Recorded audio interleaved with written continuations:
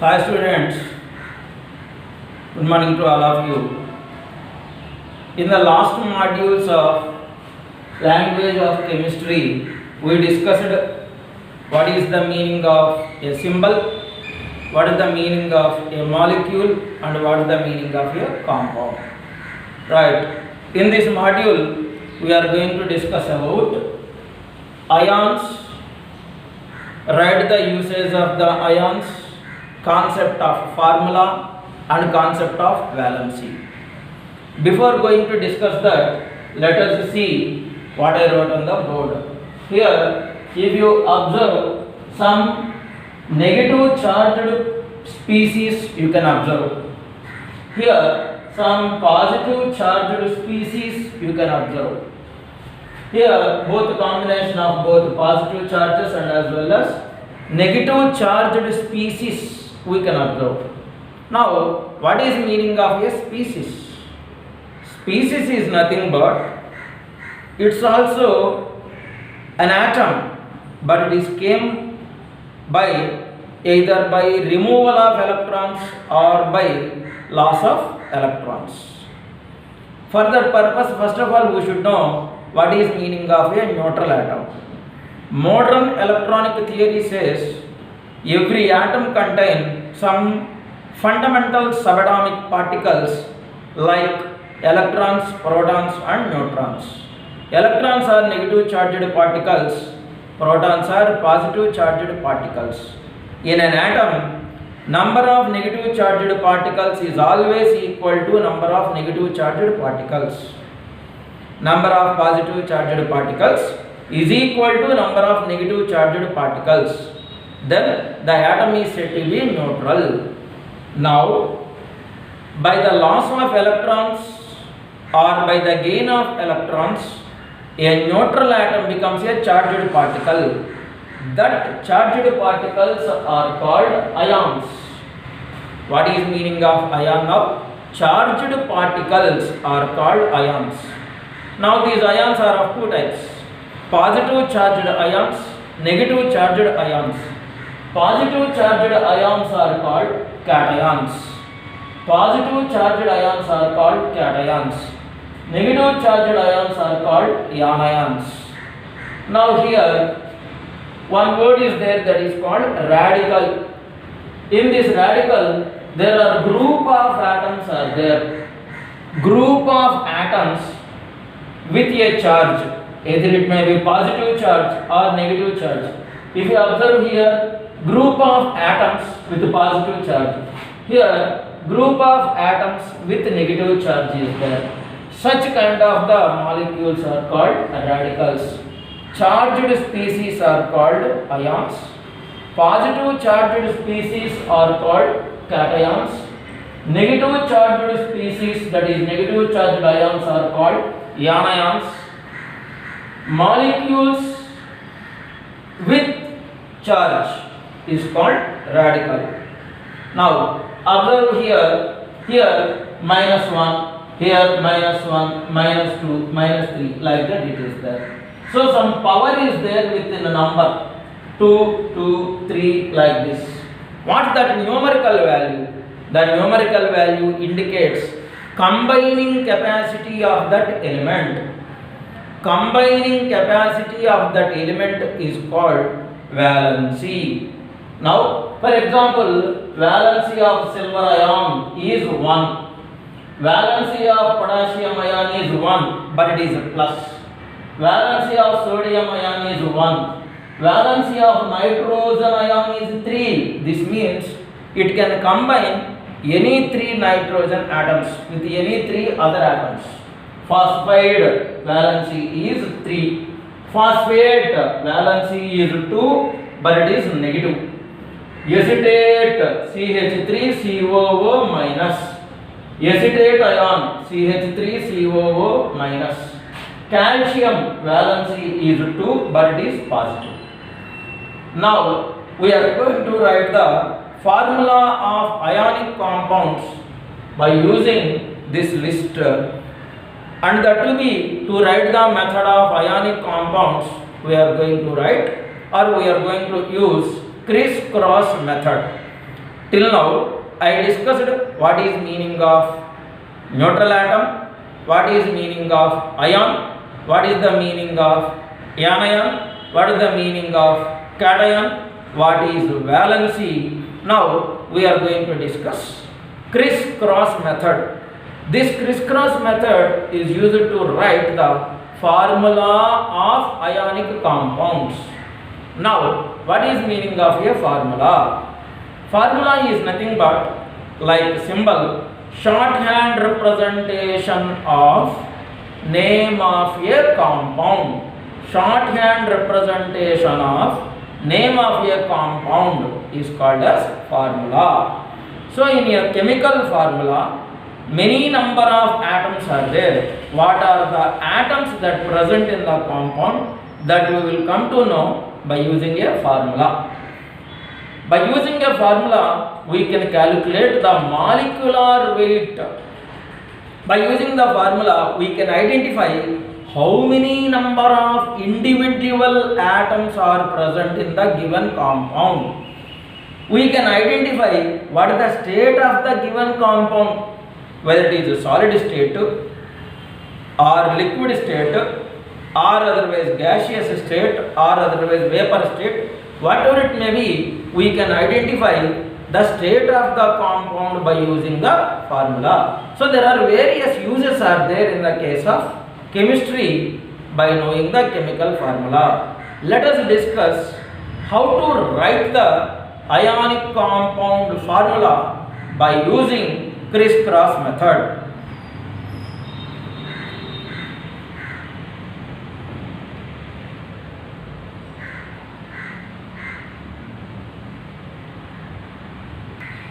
Let us discuss our familiar example, sodium chloride.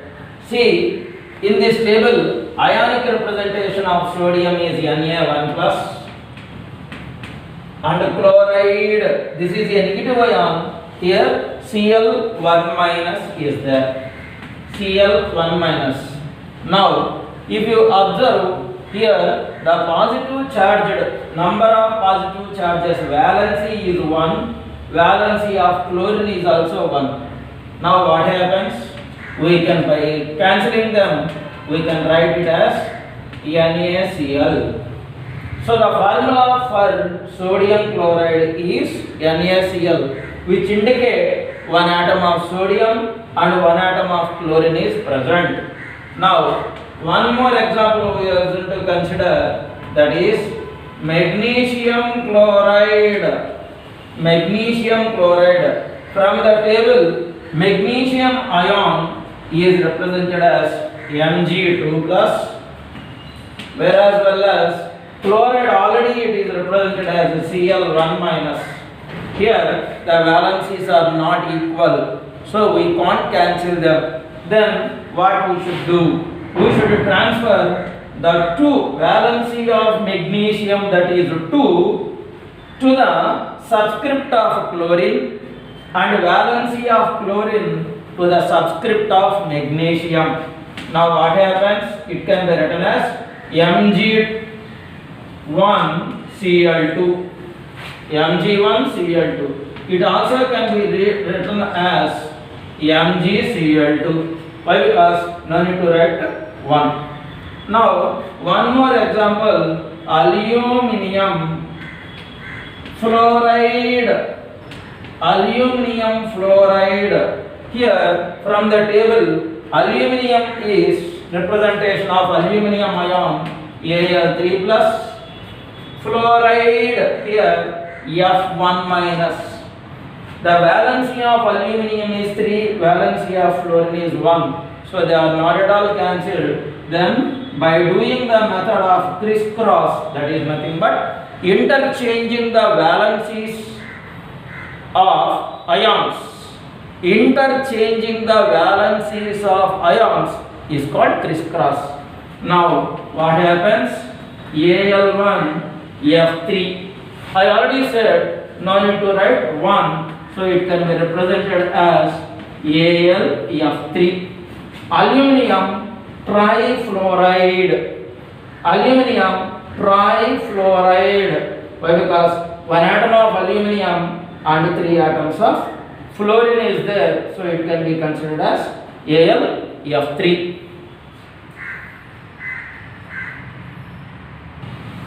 Let us consider one more example, that is aluminium oxide.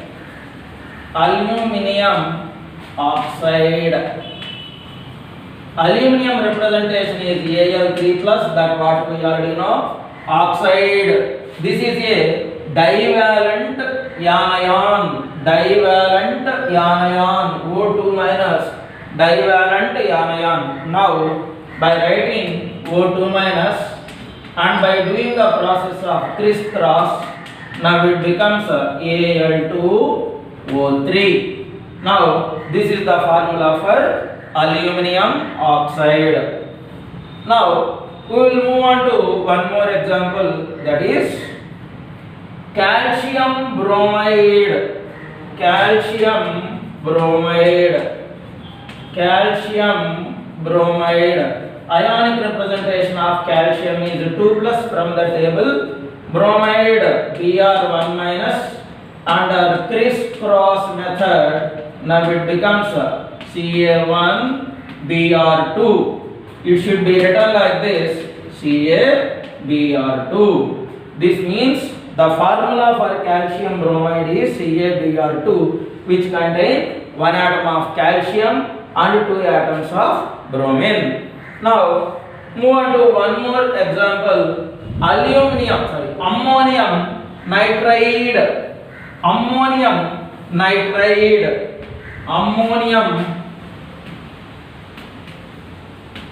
nitride, we are going to write. Ammonium representation is NH4 plus. Nitride, from the table we can write N3 minus. Here the positive valencies and as well as negative valencies are not equal. Then we should move on to the crisscross method. Now it becomes NH4 thrice. NH4 thrice and N. Now this is the formula for ammonium nitride, NH4 thrice N. What we are doing here, if the valencies are same, then they are neutralized. That means we can cancel them. If the valencies of the given ions are not equal, we should transfer the valency of one element to the subscript of the other one. Valency of the one element to the subscript of other one by doing cross. So this process is called crisscross method. So the crisscross method is used to write the ionic formulae easily.